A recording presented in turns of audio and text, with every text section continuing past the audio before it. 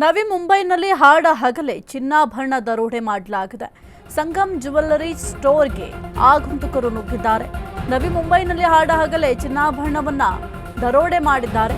Sangam jewellery ಸ್ಟೋರ್ಗೆ ಆಗಂತುಕರು ನುಗ್ಗಿದ್ದಾರೆ. ನವಿ ಮುಂಬೈನ ಸೀವುಡ್ ಪ್ರದೇಶದಲ್ಲಿರುವ jewellers mask ಧರಿಸಿದ್ದ ಮೂವರಿಂದ ಚಿನ್ನಾಭರಣವನ್ನ ಲೂಟಿ ಮಾಡಲಾಗಿದೆ.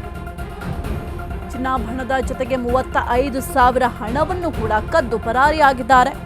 ಮಾಲೀಕರು ಸಿಬ್ಬಂದಿಗೆ ಗನ್ ತೋರಿಸಿ ಗೋಲ್ಡ್ ಅನ್ನ ರಾಬರಿ ಮಾಡಿದ್ದಾರೆ.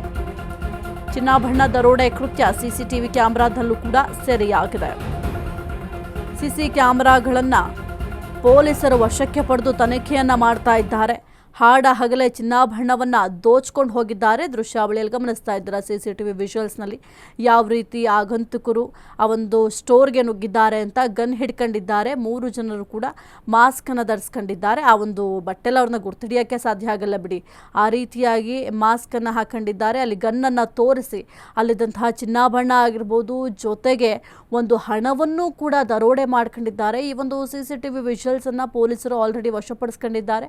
ವಶಪಡಿಸ್ಕೊಂಡು ವಿಚಾರಣೆಯನ್ನ ಪ್ರಾರಂಭ ಮಾಡಿದ್ದಾರೆ. ಅವರು ಯಾವ ಮಾರ್ಗದಲ್ಲಿ ಹೋಗಿದ್ದಾರೆ ಅದೆಲ್ಲದರ ಬಗ್ಗೆ ಕೂಡ ಪೊಲೀಸರು ಎನ್ಕ್ವೈರಿನ ಮಾಡ್ತಾರೆ. ಜೊತೆಗೆ ಅಲ್ಲಿ ಸುತ್ತಮುತ್ತ ಇರುವಂತಹ ಸಿಸಿಟಿವಿ ವಿಜುವಲ್ಸ್ ಅನ್ನು ಕೂಡ ಪರಿಶೀಲನೆ ಮಾಡ್ತಾರೆ. ಯಾಕೆಂತಂದ್ರೆ ಇವರು ಬರುವಂತಹ ದಾರಿಯಲ್ಲಿ ಯಾವ ರೀತಿ ಬಂದ್ರು, ಜೊತೆಗೆ ಯಾವ್ದಾದ್ರು ವೆಹಿಕಲ್ ಅಲ್ಲಿ ಬಂದಿದ್ದಾರಾ ಅದೆಲ್ಲವೂ ಕೂಡ ಮುಖ್ಯ ಆಗುತ್ತೆ. ವೆಹಿಕಲ್ ಎಲ್ಲಿ ರಿಜಿಸ್ಟರ್ ಆಗಿರುವಂಥದ್ದು, ಯಾರಿಗೆ ಸೇರಿದ್ದು, ಇವರು 3 ಜನ ಇದ್ರಾ ಅಥವಾ ಬೇರೆ ಯಾರಾದರೂ ಇದ್ರಾ, ಅದೆಲ್ಲದರ ಬಗ್ಗೆ ಕೂಡ ಪೊಲೀಸರು ತನಿಖೆಯನ್ನು ಮಾಡ್ತಾರೆ. ನೀವು ಗಮನಿಸ್ತಾ ಇದ್ದೀರಾ ಸಿಸಿಟಿವಿ ದೃಶ್ಯಾವಳಿಗಳಲ್ಲಿ ಯಾವ ರೀತಿ ಬೆದರಿಸಿ ಈ ಒಂದು ಚಿನ್ನಾಭರಣವನ್ನು ಲೂಟಿ ಮಾಡ್ತಾ ಇದ್ದಾರೆ ಅಂತ. ಸದ್ಯಕ್ಕೆ ಒಂದು ಚಿನ್ನಾಭರಣ ಲೂಟಿ ಪ್ರಕರಣಕ್ಕೆ ಸಂಬಂಧಪಟ್ಟಂತೆ ಪೊಲೀಸರು ತನಿಖೆಯನ್ನು ಶುರು ಮಾಡಿದ್ದಾರೆ.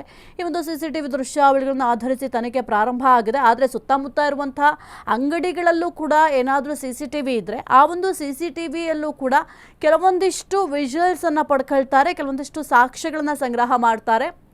ಏನಾದರೂ ಕ್ಲೂ ಸಿಗಬಹುದಾ ಅಂತ ತನಿಖೆಯನ್ನು ಮಾಡ್ತಿದ್ದಾರೆ. ಜೊತೆಗೆ ರಸ್ತೆಯಲ್ಲಿರುವಂಥ ಅಂದರೆ ಅಲ್ಲೂ ಕೆಲವೊಂದಿಷ್ಟು ಸಿಸಿಟಿವಿಯನ್ನು ಅಳವಡಿಕೆ ಮಾಡಲಾಗಿರುತ್ತೆ. ಆ ಒಂದು ರಸ್ತೆಯಲ್ಲಿರುವ ಕ್ಯಾಮ್ರಾವನ್ನು ಕೂಡ ಪರಿಶೀಲನೆ ಮಾಡುವ ಕೆಲಸ ಮಾಡ್ತಾರೆ. ಜೊತೆಗೆ ಯಾವ ವೆಹಿಕಲ್ನಲ್ಲಿ ಬಂದಿದ್ದಾರೆ ಅನ್ನೋದು ಕೂಡ ಮುಖ್ಯ ಆಗುತ್ತೆ. ಹಾಗಾಗಿ ಯಾವ ವೆಹಿಕಲ್ನಲ್ಲಿ ಬಂದಿದ್ದಾರೆ, ಆ ಒಂದು ವೆಹಿಕಲ್ ಯಾರಿಗೆ ಸೇರಿದ್ದು, ಅದೆಲ್ಲದರ ಬಗ್ಗೆಯೂ ಕೂಡ ಪೊಲೀಸರು ಇನ್ನಷ್ಟೇ ತನಿಖೆಯನ್ನು ಮಾಡಲಿದ್ದಾರೆ.